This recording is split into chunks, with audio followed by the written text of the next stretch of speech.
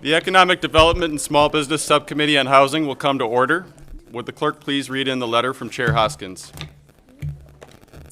Dear Mr. Clerk, I hereby appoint the following members of the 102nd Legislature to the Subcommittee on Housing of the Standing Committee on Economic Development and Small Business for the 2023-2024 legislative session on housing. Coleman, Chair; Devendorf, Vice Chair; Andrews, Stone, Cerniglu, Scott, Grant, Aragona, Minority Vice Chair; Maddock, Rigas, Fink. Sincerely, Representative Hoskins, Chair, Economic Development, Small Business Policy Committee. Thank you. Would the clerk please take attendance? Chair Coleman, Here. Representatives Devendorf, here. Stone, here. Scott, present. Andrews, here. Grant, here. Cerniglu, here. Aragona, Maddock, Fink, Here. Rigas. Mr. Chair, you have a quorum. Representative Devendorf moves to adopt Thursday at 10:30 in room 326 in the House Office Building as the normal day, time, and location for meetings of the Economic Development and Small Business Subcommittee on Housing. Clerk, please take the roll. Chair Coleman, Yes. Representatives Devendorf, Yes. Stone, Yes. Scott, Yes. Andrews, Yes. Grant, Yes. Cerniglu, Yes. Aragona, Maddock, Fink, Yes. Rigas. Yes. Mr. Chair, you have 9 yeas, no nays, 2 pass. The time, day, and location is adopted. The Economic Development and Small Business Subcommittee on Housing will follow Chapter 4 stated in the House standing rules that were adopted on the House floor. Before we get started, I would just like to say I'm honored to be chairing this committee. It's an important committee. 9 years in public office, 4 years on city council. This is my 5th year in the State House. First time holding one of these. First time ever chairing a meeting. So it's a proud moment for me. I'm just excited to do this and to work with everybody on both sides of the aisle. I think we can partner. We can tackle some pertinent issues to our constituents, to people all across the state of Michigan. So I'm just excited to work with you all. I'm State Representative Kevin Coleman. I represent the 25th House District, which is the majority of the city of Westland, all of the city of Wayne, the south end of Canton Township, and a little bit of Dearborn Heights.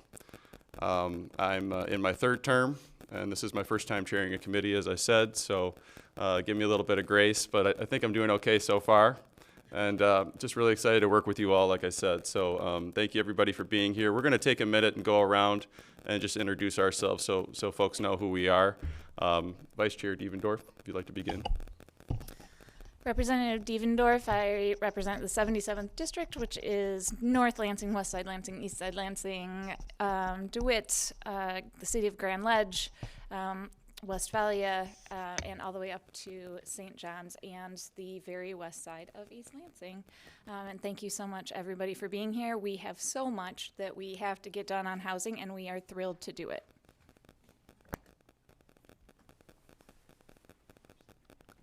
Rep Stone. Get a call on us. Representative Lori Stone for the 13th House District, representing Eastern Warren and Osborne neighborhood in Detroit. Thank you. Rep Scott. Hello, Representative Helena Scott, representing the 7th House District, a portion of Northwest Detroit, from 96 all the way down to Woodward, crossing over 8 Mile, going into Oakland County, Ferndale, Royal Oak Township, Royal Oak, and Pleasant Ridge. Rep Andrews. Joey Andrews, representing the 38th District, which includes 21 municipalities on the southwest corner of the state, St. Joe, Benton Harbor, New Buffalo, Saugatuck Douglas, and South Haven, primarily. Thank you. Rep Grant. Good morning. Representative Christian Grant, representing the 82nd District and the southeast side of Grand Rapids, as well as a precinct of Wyoming. Thank you. I'm excited to do this work. Rep Cerniglu.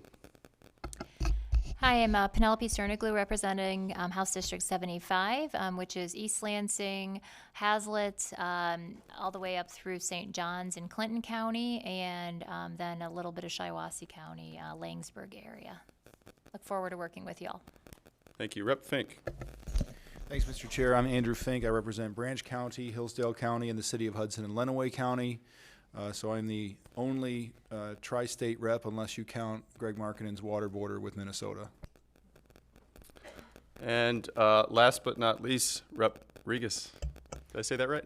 Yes. Thank you. Thank you, Mr. Chair. My name is Angela Regas. I represent the 79th District, which is Southern Kent County, Northwest Berry County, and Northeast Allegan County. Thank you. Well, thank you, everybody, for being here. We're going to move on to a presentation from MSHDA, Michigan State Housing and Development Authority. And we have Mark Garcia here, the legislative liaison, who's going to be presenting. Mark, are you?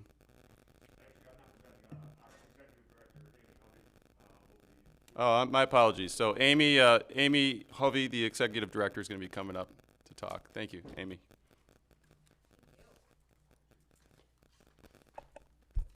Thanks for having us here this morning. We're excited about the opportunity to share with you some of the programming that we have at MSHDA, and talk to you a little bit about how we're going to approach the housing crisis that we have going forward. So first, let me just reiterate the fact that we are in a housing crisis in our state.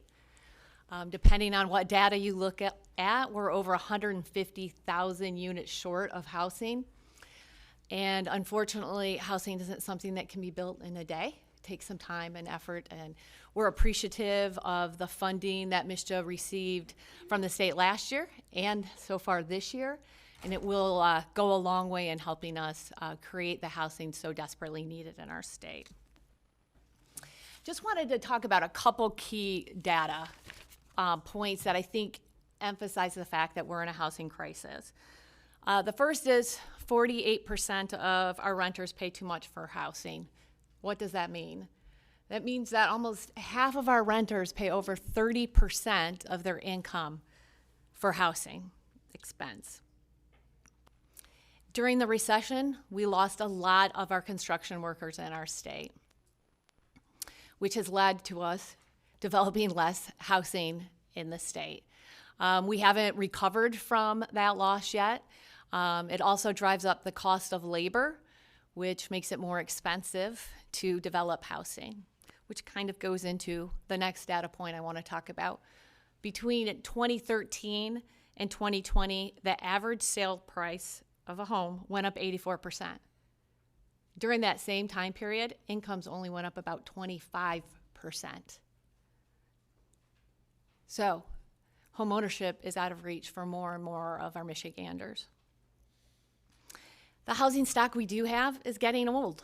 I'm sure many of you recognize it when you drive through neighborhoods within your districts.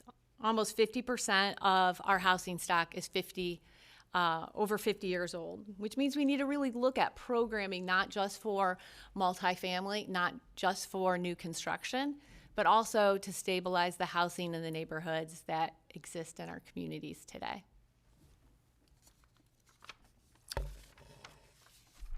Well, I'm going to go through the programs that we currently have at MSHDA at a really kind of high level so that I leave some time for questions.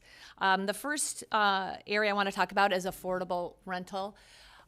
We have several programs that fund multifamily developments.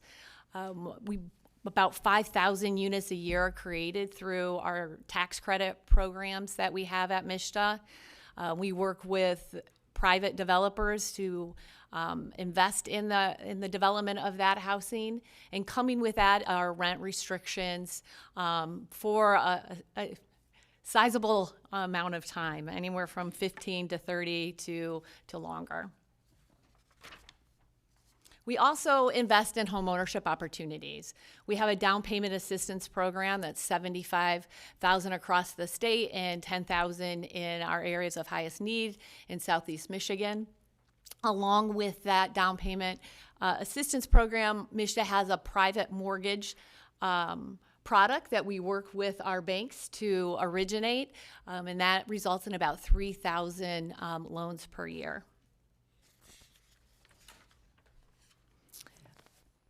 We also administer housing choice vouchers, and housing choice vouchers come to us through the federal government, and they help subsidize housing for our most vulnerable population in Michigan.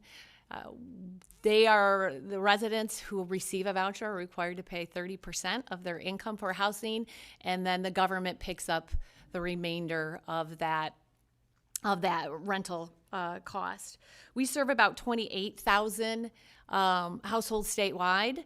The federal government is increasing the amount of funding for that program, and we think we're going to be able to assist about 4,000 additional families this year. We also work hand in hand with our partners across the state to deal with the homeless population.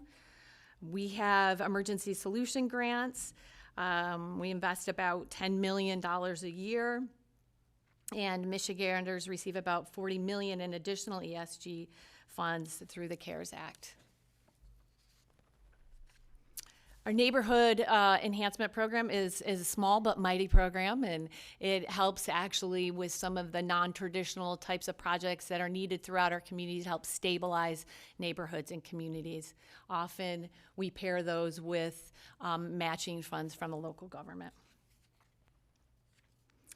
The MyHalf program has been desperately needed during this time of COVID and is one of our COVID relief programs.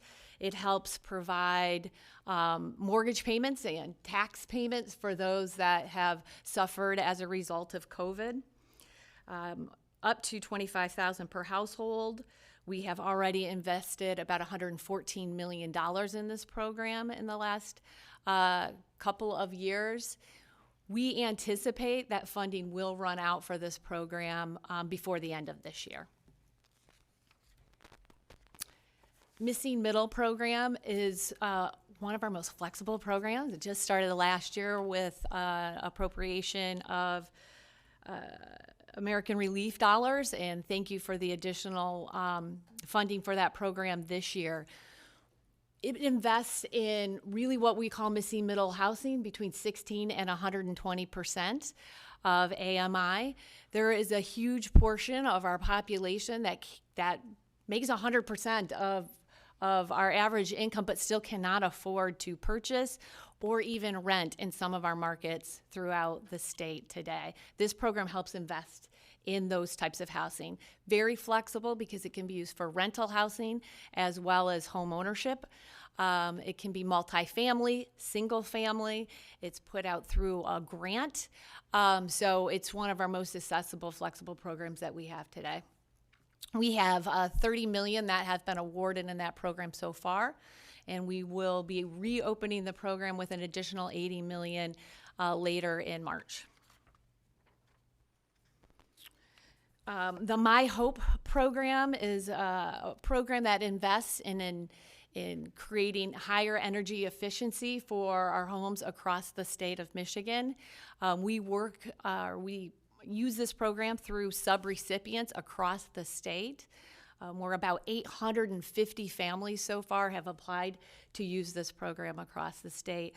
All of our funding at this point has been awarded to the subrecipients, and we're looking forward to, over the next 12 months, the work being done on all of those homes. Housing and Community Development Fund has been around for over a decade. However, it's not often funded. We're very appreciative that last year we were appropriated $50 million for that fund, which is allowing us to pilot new programs, meet needs that we currently did not have funds to meet across the state. So you can see there's a list of individual programs there. I will not go into detail on those, but you'll see those rolling out this year. A couple already have, and we're excited to see the difference those programs make. If we do receive some sustainable funding source for this fund, it would allow us to take some of these pilot programs and turn them into permanent programs, as well as be more allow us to have the flexibility to react to the changing needs in our housing climate across the state and the individual needs of regions across Michigan. And finally, I just want to talk a little bit about our statewide housing plan. Last year, Michigan approved its first statewide housing plan, one of the few states across the country that has such a plan. Late last year, the governor, through executive order, created a statewide housing partnership to oversee the implementation of that plan. We're hopeful that this month those members will be announced. And we plan on implementing the statewide housing plan through regions, regional housing partnerships across the state. Some of those initial meetings will start to happen in March and in early April. And what we're looking for is, we know that every region's housing needs and values are not the same across the state. So we don't want to have a single approach to how the plan is implemented, but we really want the folks that live in those regions to tell us what's most important to them, to look at the data and the needs in their community and create a sub-plan of the statewide housing plan, which MSHDA and other state agencies can react to in providing funding across the state. So with that, I'm going to stop with a formal presentation, and I'm happy to answer any questions you may have. Well, thank you, Amy. We'll move on to questions. Appreciate your presentation, and my apologies again for mixing you guys up. But I'm gonna start with a question which I was just curious about. Roughly how many vouchers are given to the homeless annually by your department? Homeless are our majority, and I have Kelly Rose, who runs that department, and she probably has the exact data. Yes, thank you. We typically are able to offer about 3,000 to 3,500 new vouchers per year, and roughly about 2/3 of those go to families experiencing homelessness, because we do have a homeless preference within our program, so homeless households are always offered those new vouchers first before offering to other households. Thank you for the information, and that's important work that you're doing, so we appreciate you. Thank you. Any questions? Representative Fink? Thank you, Mr. Chair, and thanks very much to everybody from MSHDA for being here. I guess since this is our first meeting, I might as well do a little bit of throat clearing myself and just say this is maybe the first committee, the creation of which actually made me kind of excited, because I think it's such an important issue. I think it's true all across our state. You know, I've lived in urban areas of our state. I currently live in a rural area of our state, and I think that there's no part of the state that's not affected by the shortage of abundant housing. And I guess to sort of put whatever my approach to this on the table might be labeled, is that there are Michigan families that want houses, and there are people that want to provide them for them, and that's what I think we need to be focused on. One of the elements that kind of I think is critical as we evaluate housing solutions is that we embrace the diversity of different solutions. You mentioned multifamily and single family, obviously, are two categories that we focus on a lot. One that I sometimes think gets a little bit of short shrift, and there's a manufacturer of modular housing located in my district, is different forms of manufactured housing. So these programs that we're talking about here, on the expanding homeownership slide, where you offer down payment assistance, the housing choice vouchers, the housing opportunities promoting energy efficiency, missing middle program, are manufactured communities or manufactured home options a part of all of those programs? If not, which ones, and how is it that you determine when to sort of involve manufactured and when not? Does that question make sense? It does make sense, and I must say I've only been at MSHDA for a month, and I'm not sure I know the answer 100%. So Kelly, if you know some of it, let me know. But the majority of our programs do allow for manufactured housing right now. They just need to be on a foundation. And so, yes, the answer is yes on the majority of our programs. I am not sure on the housing choice voucher.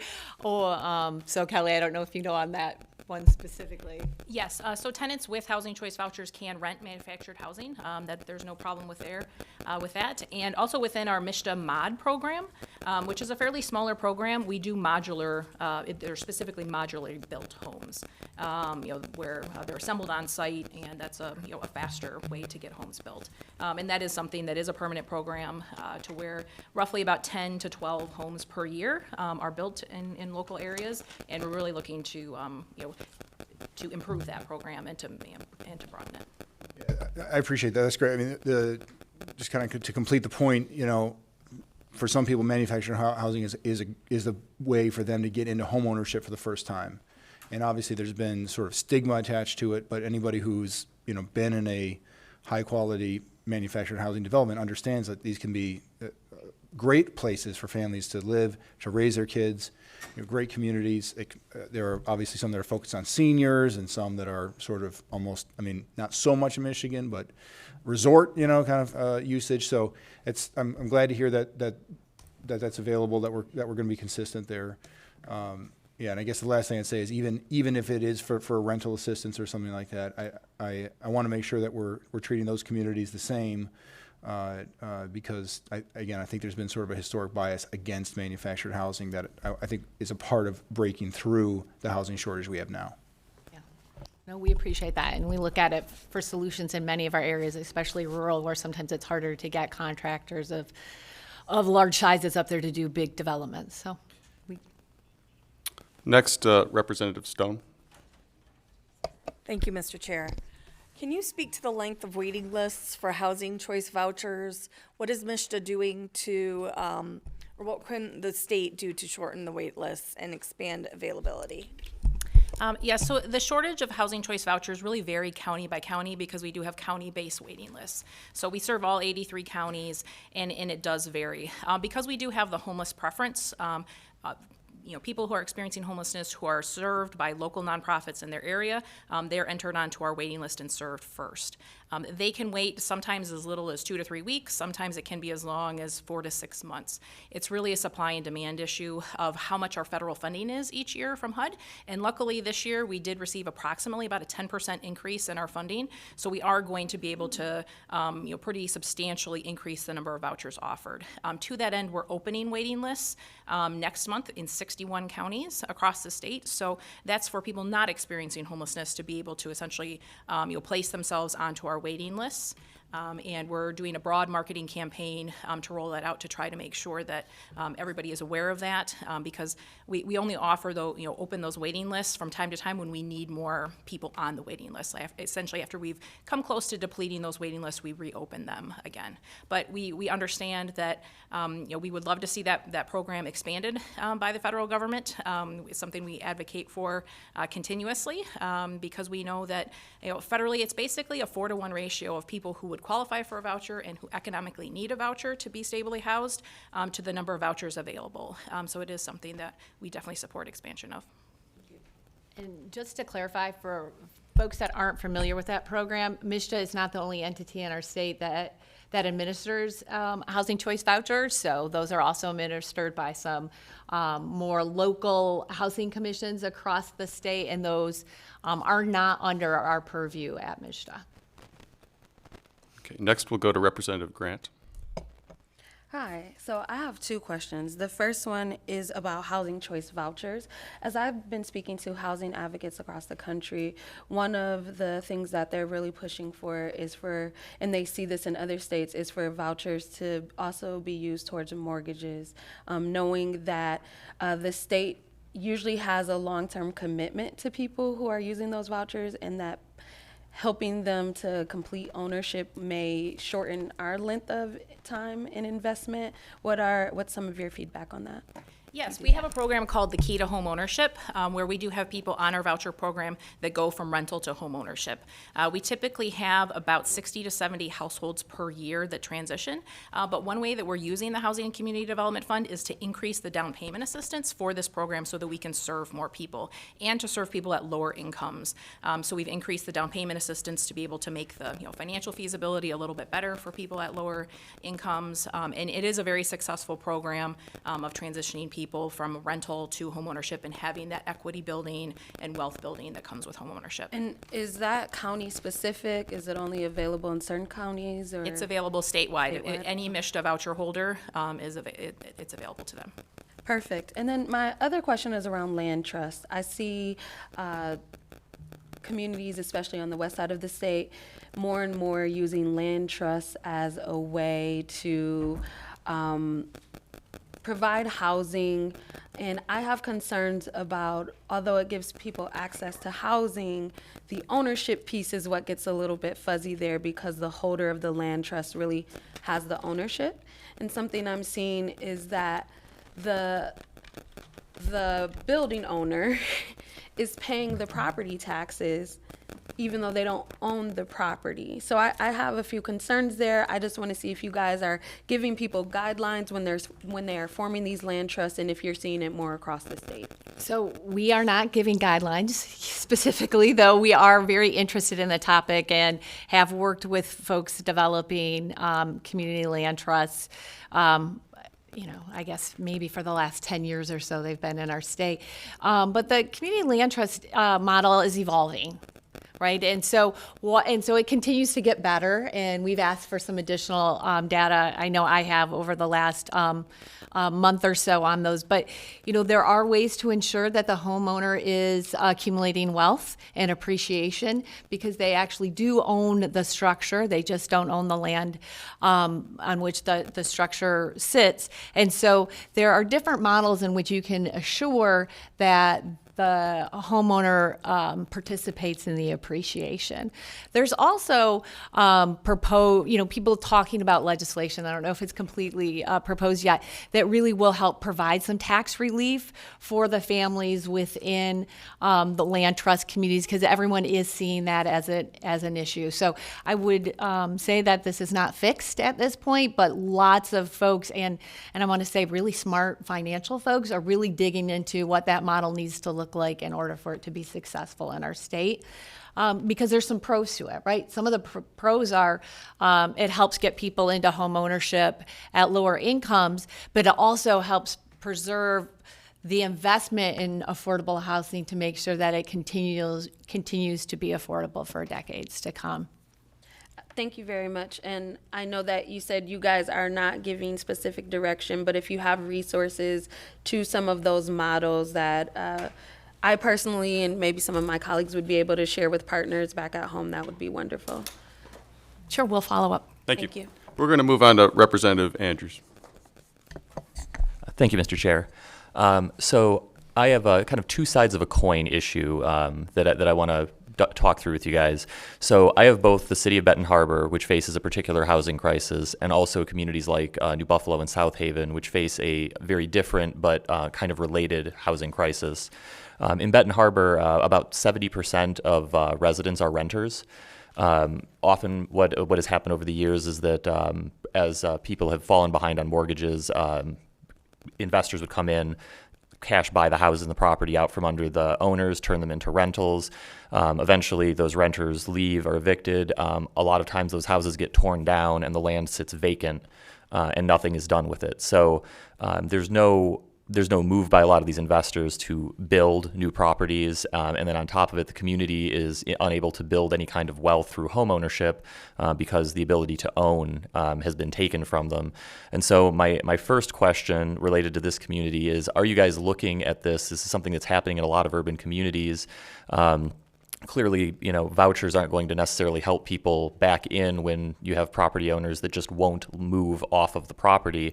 Are you looking at ways to address this? Because I think this is this in particular is creating a significant division and barrier. Yes. Just kidding. That's not fair.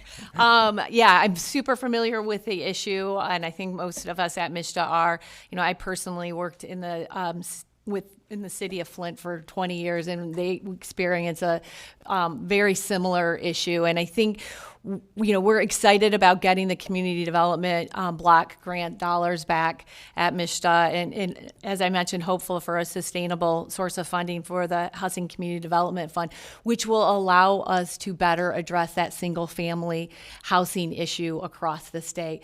We have not had the funds to be very impactful in neighborhoods over the last decade. We are focusing on that with those new funds going forward. So we'll be looking at, and Missing Middle does it right now, right? You can do single-family homes for sale for Missing Middle, or with the Missing Middle funding that we have right now. But we know we got to stabilize our neighborhoods. We have to have places for people to be able to live in communities in which they want to live. And we really are looking at it more of at a comprehensive redevelopment going forward. And I think this is also where those regional housing partnerships are so important, right? Because you mentioned just even within your one district, you kind of have two different housing markets, right? And we want to be able to create programs and fund things that meet both of those housing markets rather than just a single multifamily housing or just our housing vouchers. To my second point, the problem that often happens in communities like South Haven and New Buffalo is that also the housing is getting bought up, mostly in those cases for vacation rentals, which is creating an out-of-control housing increase that drives workers completely out of the market. But those communities are viewed as wealthier communities, higher property values, often extremely high property values.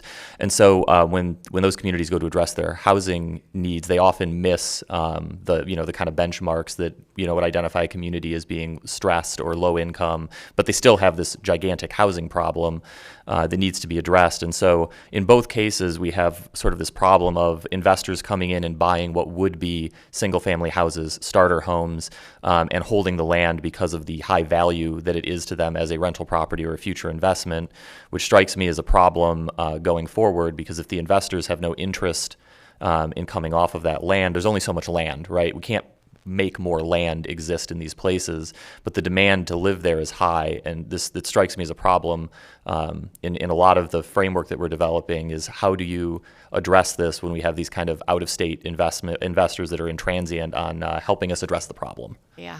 I agree, and I tell you that's one of the things that keep me up at night is our average worker will not be able to afford to rent in some of our communities, and I say that because I have kids at that age level, right?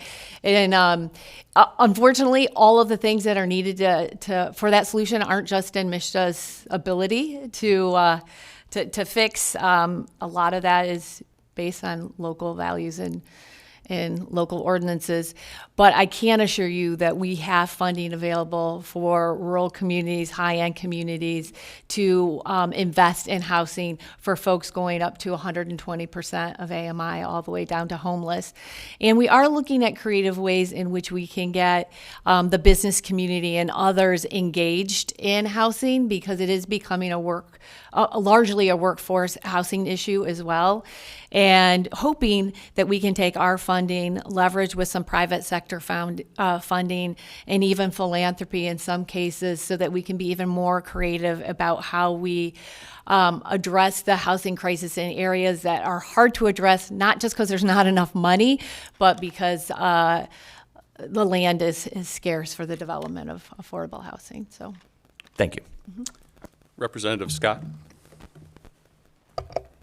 Thank you. Thank you for being here today in your presentation. So what are you doing at MSHDA to help prevent homelessness or imminent homelessness? And are you also working with local partners, to address this issue? Yes, so through our Emergency Solutions Grant Program and other programs as well, we're investing in communities towards providing those solutions, towards serving people equitably and fairly and compassionately that are experiencing homelessness, and really trying to make homelessness a one-time event that is very brief, and trying to get people rehoused as quickly as possible. So there's 20 what's called Continuum of Cares, it's a HUD term, for essentially a group of homeless service providers, and we work with those 20 groups, all locally based. Some of them are a single city, like the city of Detroit. Some of them are county-based. Some of them are multi-county based within rural areas. Of looking at what are their specific needs, how can we share national best practices with them, so that we're trying to be as efficient as possible in serving people and using all the dollars to try to get the best outcomes we can. Recently, over the last year, we've gone through a racial equity impact analysis within this program to try to make sure that all of our programs, we're looking at them through a racial equity lens and making sure that we're not creating more barriers, and that we're doing our best to remove barriers to see, equitable outcomes across everybody who's experiencing homelessness, having, good, fair, compassionate treatment while they're in the homeless service sector. It's something that we have seen some reductions in homelessness over the last couple of years, which we're glad to see, but we know there's a lot of work to be done to try to make sure that there's sufficient emergency housing capacity so that if people need emergency housing, they can get into it. And then how do we get them out of emergency housing as quickly as possible into a new rental unit? Vice Chair. Thank you. I'm sorry. No, you're fine. Thank you. Did you have anything else? No. Okay. Vice Chair Devendorf.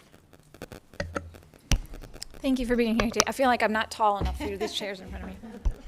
I'm not. So I come to this committee from having staffed the House Banking Committee when I was a staffer in the midst of the foreclosure crisis. So we did have to come up with solutions in order to give people more time to stay in their homes at that time. We know we are entering into what is looking like a recession, and that we already have increasing foreclosures. We also know that our renters are struggling to get into housing and to stay in housing. So I know that we as legislators have no shortage of ideas right now, which is very exciting, and we are so ready to get to work. But I would really love to hear what recommendations MSHDA has in order to address the continuing increase in foreclosures for homeowners, and considering we can expect more with the economic downturn. In addition to, and unfortunately I'm known for multi-part questions, in addition to what recommendations might exist for ensuring renters have protections and processes in place that help them to stay in housing or to attain housing. Again, we have lots of ideas, but I would love to hear what your priorities and ideas are for shifting the balance so that renters have more autonomy and more power to be able to equitably get into housing, stay in housing, and the same for homeowners. Well, that's a tough question.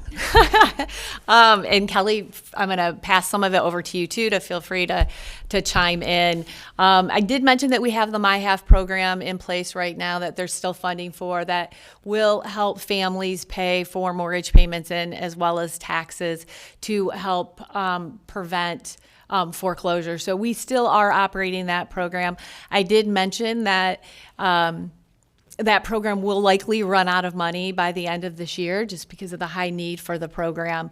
But we, again, I can't say this enough, are really hopeful that we get the sustainable source of funding from the Housing and Community Development Fund, because those are the types of funds that are flexible enough to allow us to continue to help with foreclosure prevention programming, as well as, and I'll let Kelly talk about the SARA program, which helped renters during COVID. But we know that just because the COVID relief dollars are over, that our families are still suffering. So a lot of our funding right now comes through the federal government, and it's very prescriptive on how we can spend it. So really getting some more of those flexible dollars will allow us to look at those issues in a more sustainable manner. We also have the importance of homeownership counseling before folks get into homes. That used to be very robust and paid for primarily through the federal government. Again, a lot of that funding has dried up. There's still some, but it's not as much as we would like and need in our communities. So funding to be able to continue to rebuild that program. We do fund some of that for our programs right now, but that's really important in preventing foreclosure in the long run. The more people know about and understand the mortgages the costs of owning homes, the more likely they are to be able to stay in their home long term. And so that's an important part going forward. We do strongly believe in renters' rights. In fact, we had a couple changes recently in some of the things we were doing that make sure that renters do understand their rights if they're associated with any programs that we fund. But Kelly, I'm going to pass that on to you to talk about a little bit further. Sure. So briefly with the COVID Emergency Rental Assistance Program, we distributed about $970 million for rent and utility assistance for people who had fallen behind on either throughout the pandemic. That program is wound down now, but we are able to use some of those funds towards the creation of affordable housing. And we just recently released 2 notices of funding availability with some of those, the Emergency Rental Assistance $2, the second batch of funding, to where we're using it as gap financing to produce new housing and to specifically make sure we have units set aside for people at the lowest income levels that are making, our lowest wage households, to try to make sure that they have a housing that's affordable to them. So we have one program that's a $94 million gap financing program to produce more permanent supportive housing, so particularly around people at risk of homelessness or are already experiencing homelessness, that we think will build probably 2,000 to 3,000 units across the state. And then we have a $60 million program that we just released that doesn't have the homelessness component to it. It's just kind of what we would more just regular affordable housing, but has units that are targeted at those lowest income levels, which is where we find people that have the greatest housing affordability challenges, where many households are paying more than half of their income towards rent each month, and we know that's not sustainable. That's how people are basically one paycheck away, one car repair bill away from eviction proceedings when they have those bumps in the road. So we're really trying to use those dollars efficiently, and things going forward, if we're able to get sustainable funding within the Housing and Community Development Fund to invest in these types of activities to try to make sure that we're chipping away at that need for our very lowest income households. Representative Regas.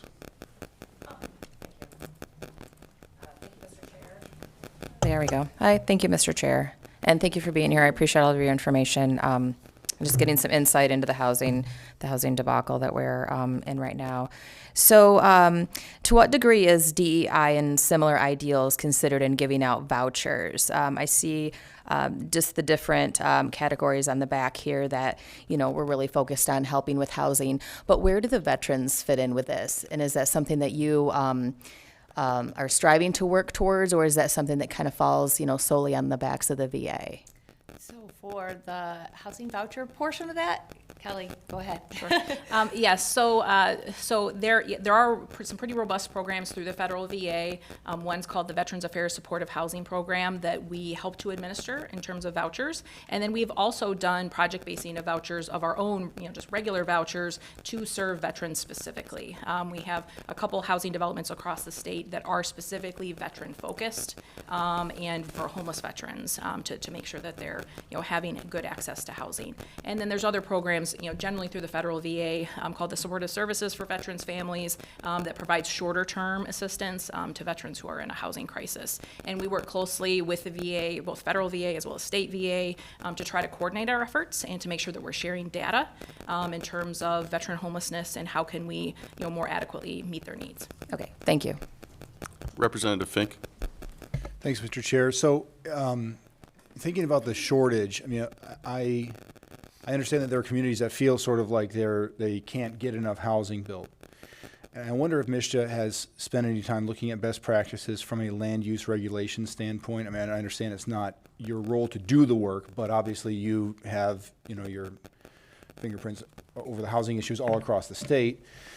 And so I think, I think about, hearing that there aren't enough units of housing available, aren't enough new ones being built. Obviously, I have concerns about the regulatory burden and the expense associated with it, but even just the strict limitations that are sometimes there themselves, height restrictions. Mm-hmm. Obviously, if you can build on the same foundation 20 stories, but the city ordinance says you can only build, say, 14, which I think is the specific number in Ann Arbor,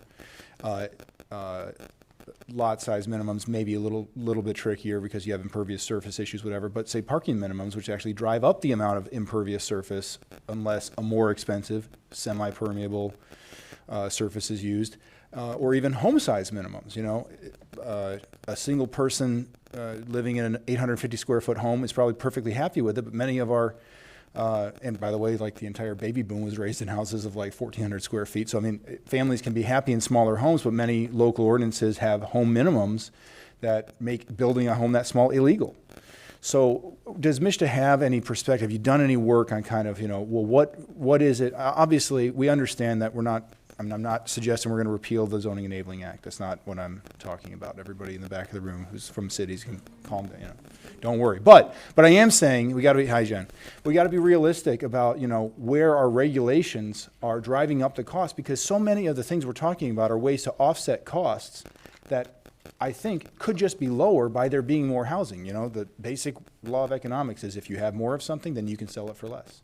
So does MSHDA have any kind of perspective, any aid for locals in evaluating what do we need to keep in our regulations and what's really just penalizing Michigan families? So, amen. Amen, amen, amen. We do know that denser housing is more affordable to build. It's also better for the environment in general. We, you know, are very supportive of changing ordinances where it makes sense, even though we don't have purview over that. We have funding we are in the midst of drafting and working on some proposed legislation that would allow the Housing and Community Development Fund to be used for some capacity building at the states. And I think it specifically talks about helping communities with zoning within that.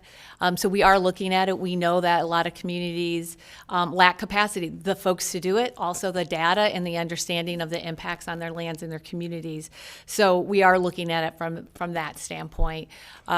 We are looking also at our own parking requirements and other things that make it very difficult to do more dense housing, mostly also in areas that have high land costs where you're paying a lot of money for every parking spot that's sitting there. So we realize at MSHDA that times are changing, needs are changing, and we are looking at staying on top of that as well and looking at our own requirements that sometimes make it more difficult to do high density housing. That's true. If we can follow up on it, you know, over the course of time, please that do. sounds great. Thank you. And we're going to circle back to Vice Chair Devendorf. I really appreciate that our Republican counterparts have these great ideas. I think this is going to be a really productive committee, and I wanted to note that I also appreciate Representative Ricas's wanting to ensure that our communities most disproportionately impacted by houselessness, that they are focused on, and that we do look for ways to ensure that they have access to housing and staying in housing, including our veterans. In that vein, does MSHDA have any programming already, or are there recommendations for ensuring that there is housing for returning citizens at this point? Well, we did just sign an MOU to look at some of the returning citizens' housing availability, and Kelly is in charge of that, so go right to the expert. Yes, so we do have a pool of our Housing Choice vouchers that are specifically allocated for returning citizens that are working through the MDOC's Offender Success Program that are having difficulty transitioning into housing. So they have direct access through their sub-grantees and nonprofits all across the state that administer that program to work with us in getting them vouchers. That is something that we are expanding with this additional funding from HUD this year. We are able to expand that program to be able to take in more folks. And one thing that we are, looking at, and it was part of our permanent supportive housing gap financing, is looking at tenant selection criteria as it relates to, people's criminal justice involvement previously, and looking at giving, right now it's essentially an elective process by the developer, but essentially they're incentivized through points and other sorts of things to have less look-back periods in terms of, people with criminal justice involvement, to increase that access, because we do know, and we've heard through many organizations and many individuals personally, that they're trying to get back on their feet, they're trying to do everything right, and housing is really a difficulty when many landlords are just telling them no because of their criminal justice involvement. And we know that it makes sense from a recidivism standpoint. We've seen great results within our Housing Choice Voucher program with the Offender Success Program and very little recidivism. And when you stably house somebody, they're much less likely to commit future crime. So we know, through a lot of data that this is the right thing to do. Do we have any more questions from the members? Okay, well, I really want to thank you both, everybody from MISHDA. Amy, again, I apologize for switching you up there. Really appreciate the information. It was really helpful. A lot of great discussion from the members of the committee, so I appreciate all that. Do we have a motion to excuse absent members? Representative Cerniglu, I'm sorry. Thank you. Absent members are excused. There being no more business before the committee, the committee will stand adjourned.